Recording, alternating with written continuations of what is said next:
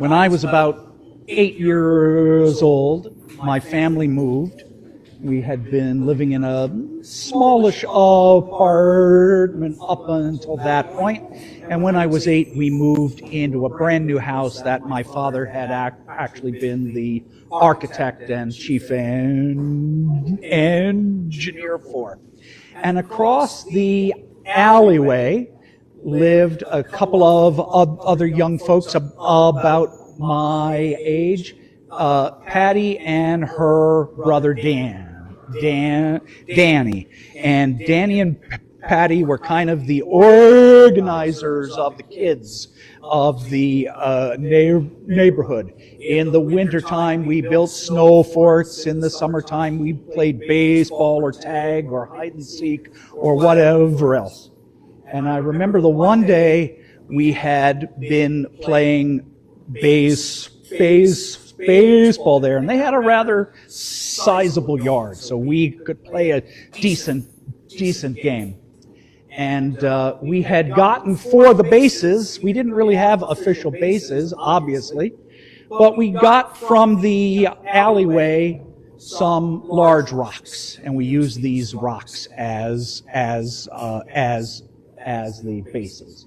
And when the game was done, it was time to put the rocks back in the alleyway. So since I had to go across to the alleyway anyway to get back to my house, I got tasked with getting the rocks back. And as I was doing that, another young man from the neighborhood came up to talk, Tommy. And Tommy and I were having a chat, and I happened to have one of the rocks in my hand still, and the conversation was going on, and the rock was getting heavy. So Tommy and I are here, and I kind of tossed the rock off to the side to get it back into the alleyway. All of a sudden, Tommy's dad comes barreling out of his house, screaming, yelling, "You threw a rock at my son!" What? And my dad comes out, and Tommy's going, "Dad, he didn't throw the rock at me. He tossed it off to the side." And I'm going, "I didn't throw a rock at him." And this went on for a little while until everything calmed down. But it's interesting how if you're looking at a situation from afar and maybe at just the wrong angle, you don't see what's actually going on. And you see something different. And you get an idea in your head, and it's hard to let it go. Look at the gospel passage today. Matthew, this is the second half of a series of 4 miracles in a row that St. Matthew gives us here. And if you look at the healing of the 2 blind men and their reaction to things, and then the reaction of the Pharisees at the end, you get 2 very different viewpoints of what's going on. And what's interesting here from kind of a literary standpoint is the blind men can see exactly what's going on. And they start out, "Jesus, Son of David, have mercy on us." These blind men know exactly who Christ is. They identify him immediately. They didn't even have to see him. They knew. And the Pharisees at the end, by the prince of devils, he casts out devils. They're accusing Christ of himself being in league with Satan. They've come with their own mindset. They've come with their own viewpoint. And they're so attached to it that they're going to interpret everything they now see by the conclusion they've already come to. Kind of like Tommy's dad. and they can't give it up. They've chosen their answer before they saw what was going on. The blind men can see the situation exactly. The sighted men can't. That's part of what's going on here. And that, too, is a lesson for each and every one of us. How many of us, on occasion, have walked into a situation thinking we knew exactly what was going on before we knew the facts?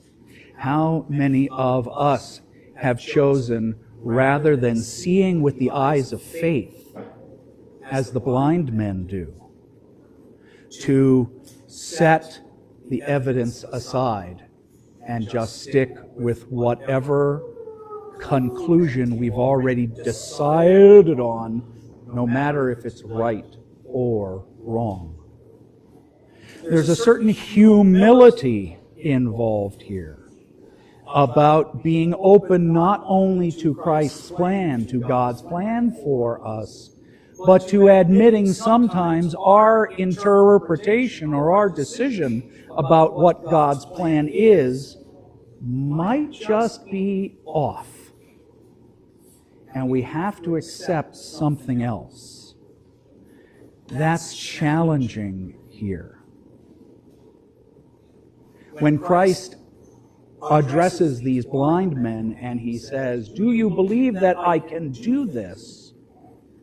The word that's used there for believe can also be interpreted as trust.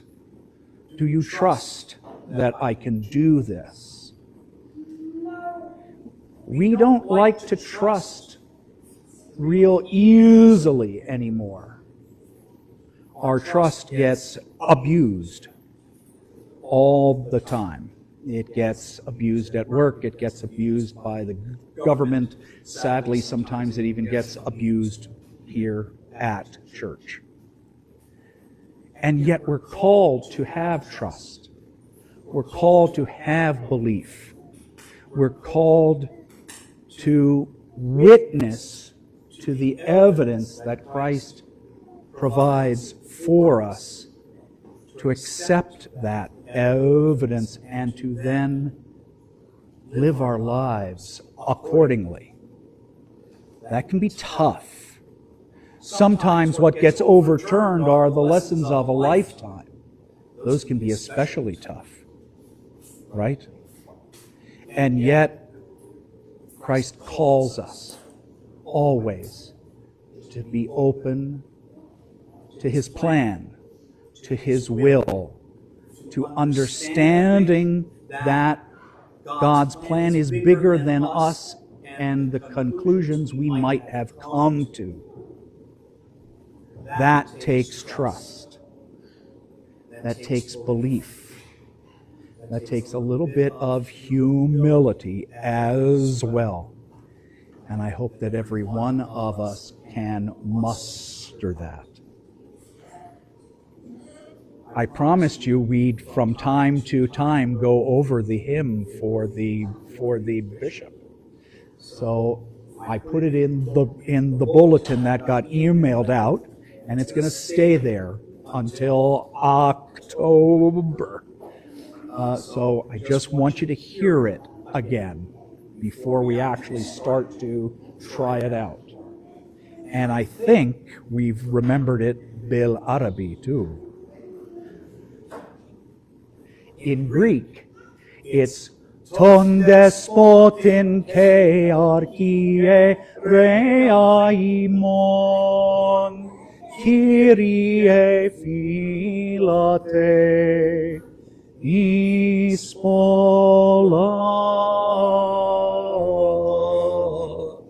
eti despota.